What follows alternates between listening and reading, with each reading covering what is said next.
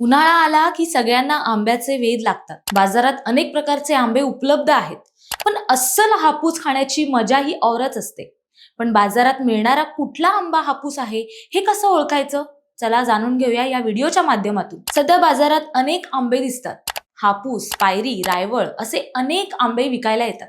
पण देवगड हापूस ओळखण्याच्या काही टिप्स आहेत, त्या जाणून घेऊया. अस्सल देवगड हापूस आंबा नैसर्गिक पद्धतीने पिकवलेला असेल तर त्याचा घमघमाट सुटतो.